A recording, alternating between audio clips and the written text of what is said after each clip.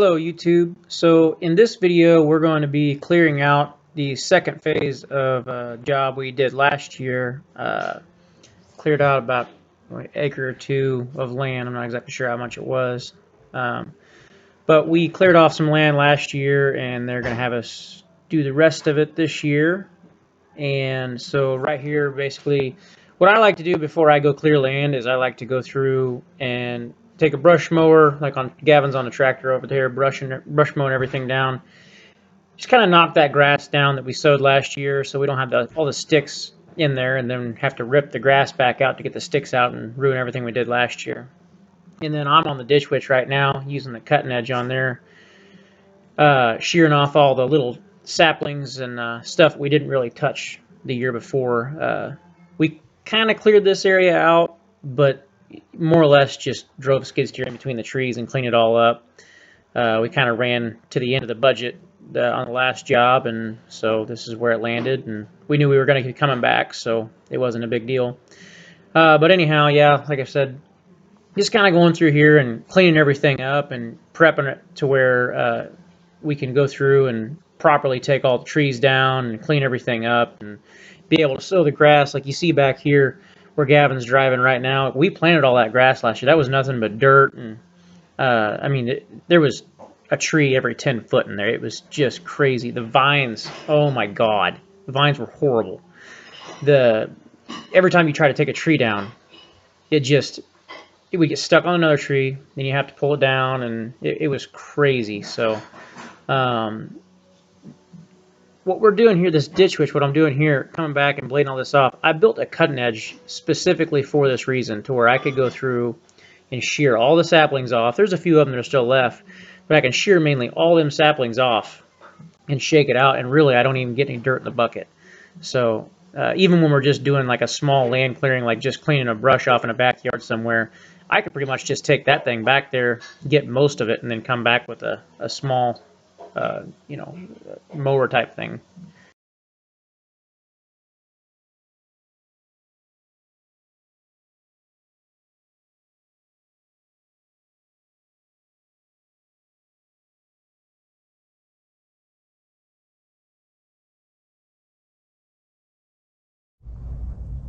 Hello YouTube or Facebook, wherever watching. If it's your first time watching one of my videos, Jonathan with Outdoor Concepts. So this is the job we're working on today. We got all these trees here. You got to come down.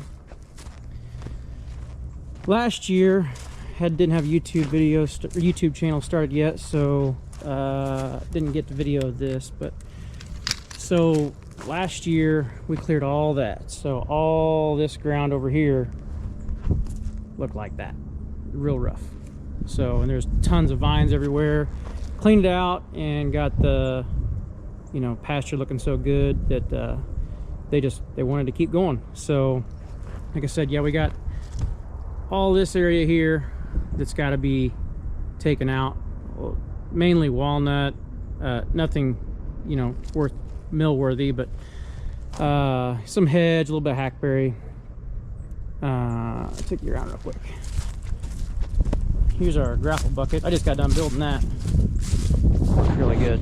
So a lot better than some of the stuff you can buy, just because I designed it to work how I want it to. We got a cutting edge down here, so the cutting edge, it just knifes everything off. I got these little teeth here that they just kind of grab a hold of everything. Got another cutting edge here, so I can kind of cut off everything I need. I found my weak point, so this is rewelded. So, but that's what happens when you build stuff. You got to learn. So, all right. So for right now, we're cutting everything off about a foot high, and I'll come back with the excavator and dig it all up.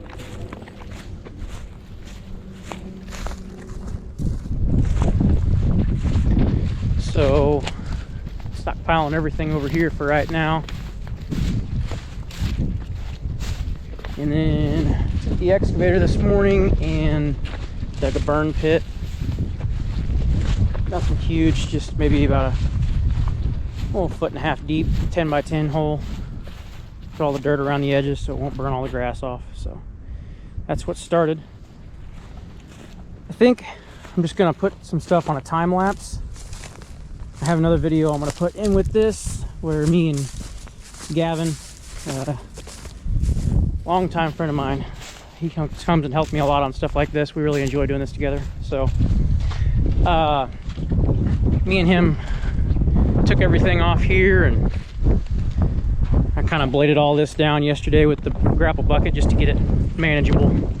So all the logs though, we're chunking them up,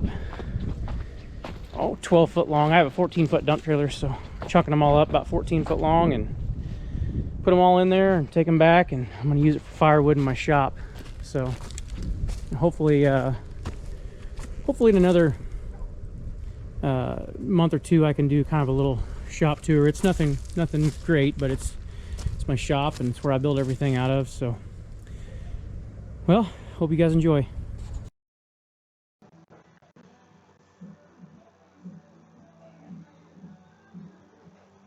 Taking down a few hedge trees here. Prefer to use my excavator when I'm processing trees. It's a lot faster to get them all, everything spread out what you want, you know, saving your logs and getting rid of your brush. Instead of trying to get in there and grab everything with the ditch witch grapple bucket, I'm able to pinpoint what I want and move everything around. It's a little safer too. You know, if you need to roll a tree over, you can just kind of shove it around with the excavator. Like here, you know, grab all my logs, put them in a nice pile. And I can go move all my limbs around. Sometimes I use my excavator too on some of the big trees, pick it up and chunk it out. Seems to be like I can do a nicer, cleaner job for the customer as well. You know, I don't tear as much stuff up because I track back and forth just a little bit. But, you know, other than that, I'm not like spinning around and turning around and ripping up property. I do a nicer job for the customer, and they're happier at the end of the job. But of course, after this, you know, as soon as I get everything put in piles, then I just take the ditch witch, grapple everything up, and push all the brush in a pile, and put all the logs in my stockpile for hauling everything off.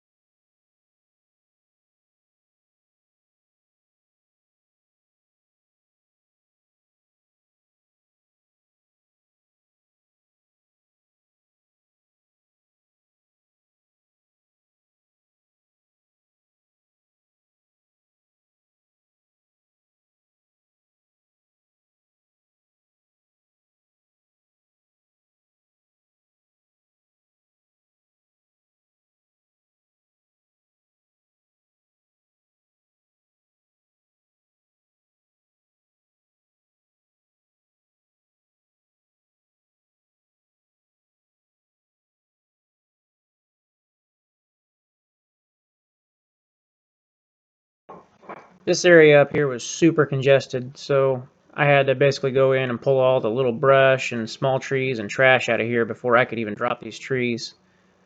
There was several railroad ties and old car rims and all sorts of junk in there.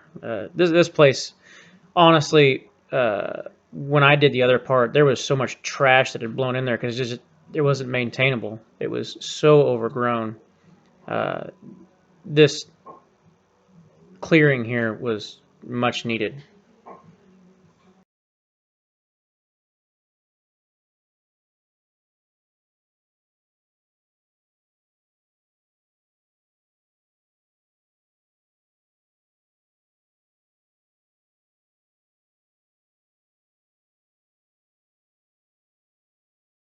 I actually wasn't even expecting Gavin to show up here in this clip, but luckily he did because this was pretty technical part here, a lot of these trees were really grown together, and really should have two people there to get them cut down. And what we were doing here was we had two log chains, and I would pull a tree down, I'd pull one tree down there to the bottom of the hill, and he'd use the other log chain and get it hooked up. So kind of made an assembly line out of this whole deal. But even the tree he just cut, the one behind it, it would laid up behind there, and it was stuck to several trees. We had to shove a couple of them over with the ditch witch before we could even get them out of here. So just a lot of work. When these trees grow together like that, it's not really safe to cut it down by yourself. You need to either have an excavator, a big one, to pull them down, or you need to have two people there to kind of move them around for you. So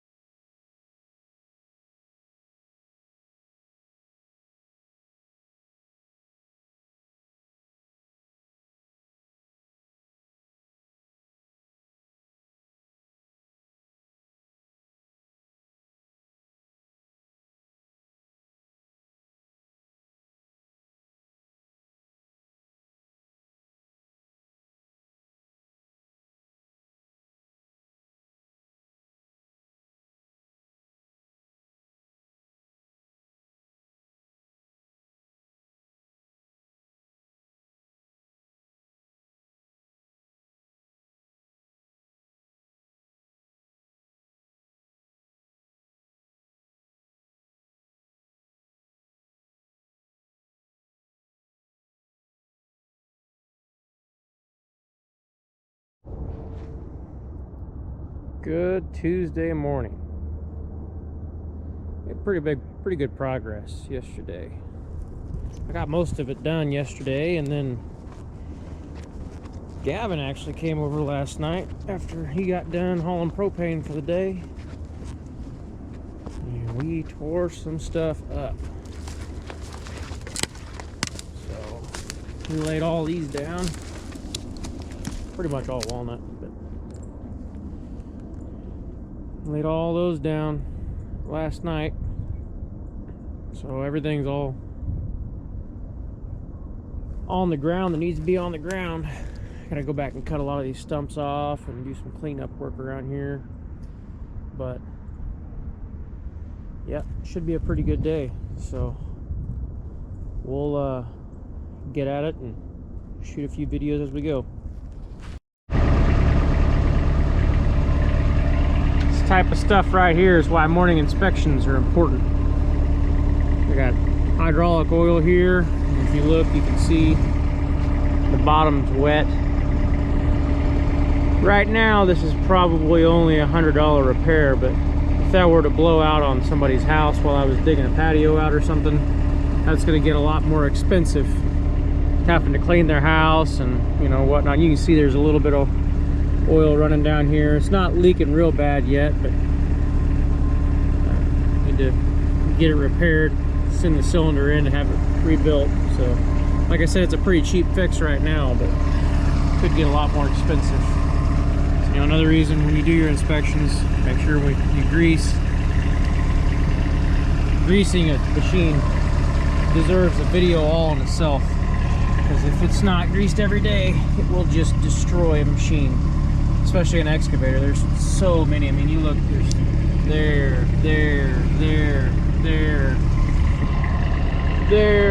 there's some up there. Actually, I think it's down here. I mean, every single piece that moves, every pivot point has a grease insert. There's some there. There's also a couple on here for your turntables and stuff like that. So I mean, it's super important. Let me show you something though. So the guy that I bought, when I bought this ditch witch about a year or so ago, my concern was that there was not grease points on any of these bushings anywhere. So apparently ditch witch does not have greasable fittings.